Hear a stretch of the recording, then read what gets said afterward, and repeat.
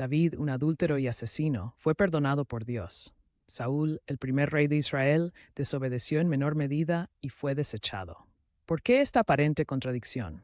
Hoy, en The Holy Huddle, desvelaremos la impactante verdad detrás de las decisiones divinas. ¿Por qué Dios perdonó a David, pero no a Saúl? Hoy nos sumergiremos profundamente en las Escrituras para comparar sus pecados, sus respuestas y, crucialmente, la condición de sus corazones. Descubriremos que la clave no está en la magnitud del pecado, sino en la naturaleza del arrepentimiento y la humildad ante Dios.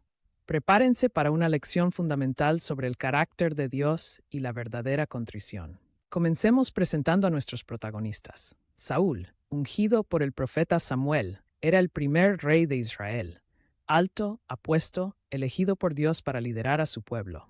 Sin embargo, su reinado estuvo marcado por la desobediencia y la obstinación que finalmente le llevaron a la ruina. David, el hombre conforme al corazón de Dios, un humilde pastor convertido en el rey más grande de Israel, pero su vida no estuvo exenta de sombras, adulterio, engaño y asesinato. Aquí reside el dilema. Si ambos pecaron, ¿por qué la reacción de Dios fue tan diferente? ¿Acaso Dios tiene favoritos? ¿O hay un principio divino más profundo en juego que a menudo pasamos por alto? La respuesta no radica en la gravedad comparativa de sus pecados, sino en la condición de sus corazones y la autenticidad de su arrepentimiento.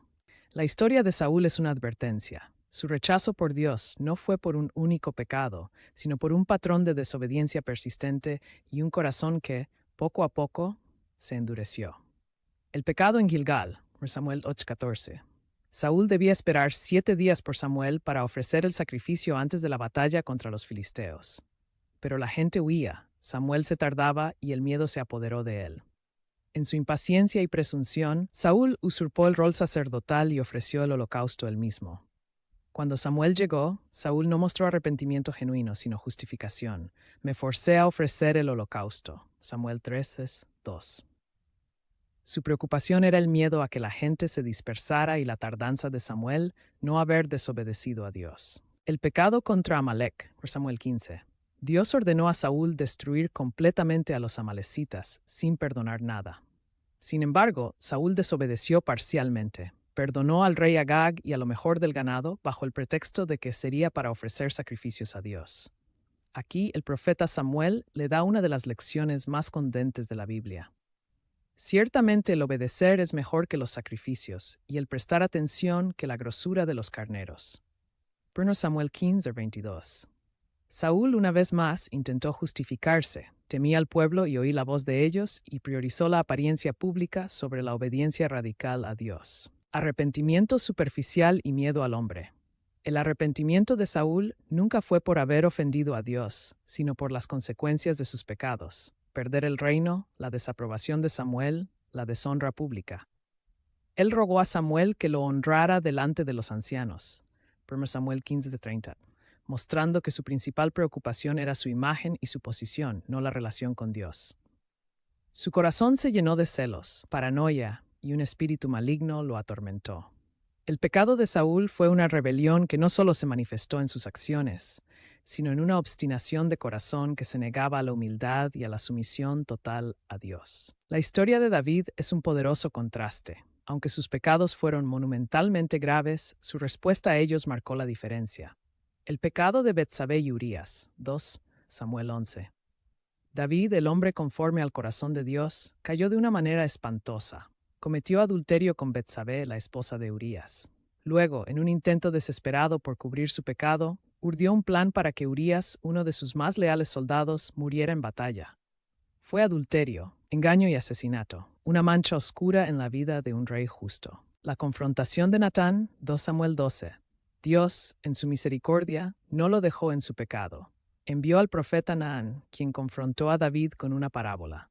La parábola reveló a David su propia injusticia, y al escuchar el juicio, David se indignó, sin darse cuenta de que él era el hombre. Cuando Natán le dijo, «Tú eres aquel hombre», la reacción de David fue inmediata y abrumadora. La respuesta de David. A diferencia de Saúl, David no ofreció excusas, no culpó a nadie más, no intentó justificarse ni preocuparse por su imagen. Su confesión fue directa, simple y desgarradoramente sincera. He pecado contra Jehová. fue una admisión total de responsabilidad. El Salmo 51, el corazón contrito. La profundidad del arrepentimiento de David se refleja magistralmente en el Salmo 51, una oración que compuso después de ser confrontado por Natán. En este salmo vemos la esencia de su arrepentimiento genuino, dolor por ofender a Dios. Contra ti solo he pecado, y he hecho lo malo delante de tus ojos. Salmo 51.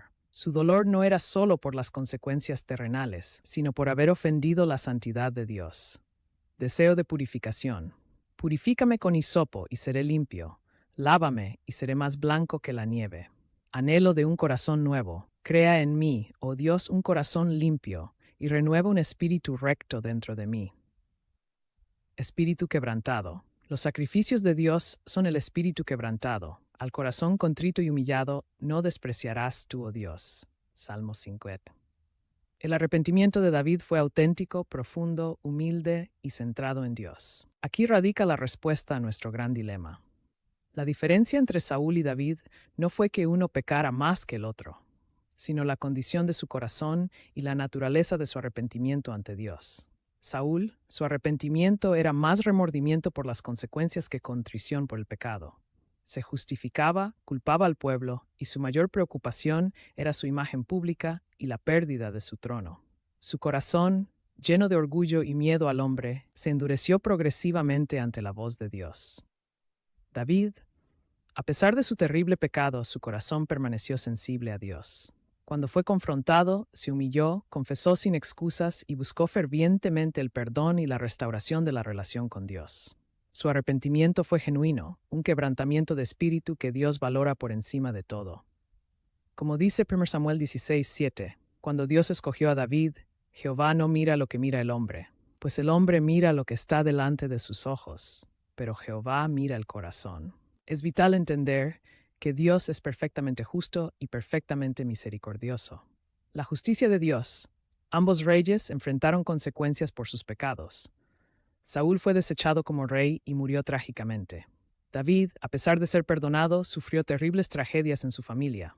Muerte de su hijo, rebelión de Absalón, la espada nunca se apartó de su casa, como consecuencia directa de su pecado. El perdón de Dios no siempre elimina las consecuencias terrenales del pecado. La misericordia de Dios. La misericordia de Dios es extendida a los que se arrepienten de corazón. Él no desprecia un corazón contrito y humillado. Salmo 51, 17. El perdón de David no fue por favoritismo, sino por la disposición de su corazón a volverse a Dios en genuina contrición. Dios es consistente en su carácter, siempre busca la sinceridad y la obediencia de corazón.